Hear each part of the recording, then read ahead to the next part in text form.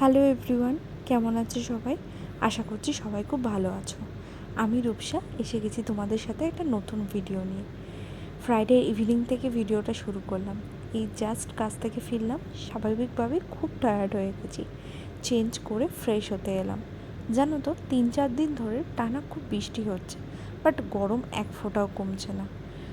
তো ফ্রেশ হতে হতে ভাবছিলাম ডিনারে কি বানানো যায়।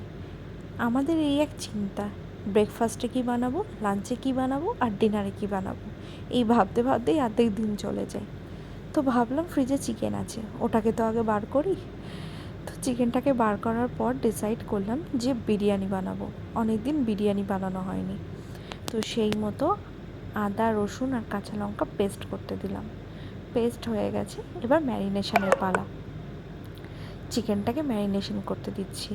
আচ্ছা, আগেই বলে রাখি, আমি একটু আমার পদ্ধতিতে রান্না করছি, প্লিজ কেউ জাজ করো না, সবার রান্নার পদ্ধতি তো সমান হয় না। আমি প্রথমে আদা, রসুন আর কাঁচা লঙ্কার পেস্ট, দই এবং একটু বিরিয়ানির মশলা দিয়ে চিকেনটাকে ম্যারিনেট করে রাখবো। এই বিরিয়ানির মশলাটা যেন দক্ষিণেশ্বরের একটি জায়গা থেকে আমি নিয়ে আসি। বাজারের অন্যান্য মশলার থেকে এটার অনেক ভালো, মানে এটার না একটা কমপ্লিট প্যাকেজ, এটার জন্য আলাদা করে এক্সট্রা অন্য কোনো মশলা লাগে না দিতে। তো যাই হোক, এটা দিয়ে আমি ম্যারিনেশন করবো এবং আধ ঘন্টা কি 1 ঘন্টা মতো এটাকে ম্যারিনেশনে রেস্টে রেখে দেবো।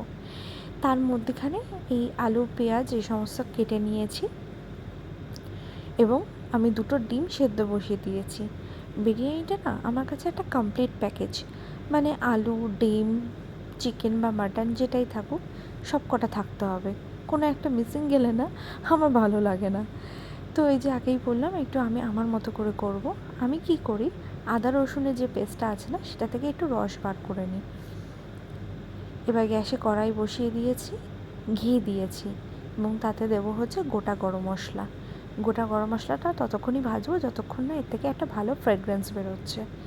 এরপর ওতে দিয়ে দেবো হচ্ছে পেঁয়াজ কুচি। পেঁয়াজটা একটু ভাজা ভাজা করবো সামান্য নুন দিয়ে দিই, একটু তাড়াতাড়ি ভাজা হয় আর কি। তবে হ্যাঁ, খুব বেশি লাল করব না, একটু হালকা ব্রাউনিশ কালার আসবে এবং তারপর ওতে আমি জল ঢেলে দেবো। এবার জল দিয়ে দেবো হচ্ছে হলুদ, লঙ্কার গুঁড়ো এবং আদা রসুনের পেস্টটা। এবার আমি কি করি, এই পেঁয়াজের রস এবং আদা রসুনের রসের সাথে আলুটাকে সেদ্ধ হতে দিই, যার ফলে আলুটার পুরো ভেতর অবধি না ফ্রেগরেন্সটা যায় এবং প্রচণ্ড সফট হয় খেতে, বেশ ভালো লাগে। ভাতটা আমার সকালেই করা ছিল, আলাদা করে আর ভাত বসায়নি, সেই জন্য 15 মিনিট বাদে আলুটা সেদ্ধ হয়ে গেছে। আলুটা একে একে তুলে নেব এবার। এই যে আলুটা তুলে রেখেছি, এবার দেবো হচ্ছে কড়াইতে ম্যারিনেট করা চিকেনটা। এবার চিকেনটা বয়েলড হতে যেটুকু সময় লাগে ঢাকা দিয়ে রান্না করি, ততক্ষণে একটি মিশ্রণ তৈরি করতে হবে। এই যে দুধের মধ্যে 1 চিমটে নুন এবং ওই বিরিয়ানি মশলাটা এবং সেই আতর 2-3 ফোঁটা দিলেই হয়ে যাবে। এটার জন্য না আলাদা করে গোলাপ জল, কেওড়া জল কিচ্ছু লাগে না। এই যে এতক্ষণ আমার চিকেনটা হয়ে গেছে, এবার আমি লেয়ারিংয়ের কাজ করব। লেয়ারিংটা তো সবাই মোটামুটি জানো, আমিও ওই সেম প্রসেসেই করলাম, শুধু আমি গোটা হাঁড়ির গায়ে না একেবারে ঘিটা মাখিয়ে নিই, তাতে না তলা লাগে না চট করে। এরপর ভাত, চিকেন, আলু, দুধের মিশ্রণ এই দিয়ে একে একে লেয়ারিং করব। আজকে না খুব কম তেল মশলায় বিরিয়ানিটা করেছি, জানি না কেমন হবে, খেয়ে মিস্টার মণ্ডল বলবে কেমন হয়েছে আর কি। এই যে বিরিয়ানিটা এবার আঁচে বসিয়ে দিলাম, 15 থেকে 20 মিনিট আঁচে থাকলে বিরিয়ানিটা রেডি। 10:15 বেজে গেল, মিস্টার মণ্ডল এসে গেছে।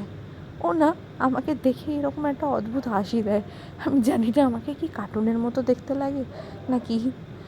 ও এসেই জামা খুলতে খুলতে সারাদিন অফিসে কী হয়েছে সেটা আগে বলে নেবে, নয়তো ওর ভাত হজম হয় না। আগেই বলেছিলাম আজকে ফ্রাইডে নাইট, তো স্যাটারডে সানডে ছুটি, যদিও স্যাটারডে আমার ছুটি নেই। তো আজকে মুভি নাইট, মুভি দেখতে দেখতে আমরা বিরিয়ানি খাবো, একটা রিল্যাক্স টাইম আর কি। তো চলো আজকে এই অবধি, টাটা সবাইকে।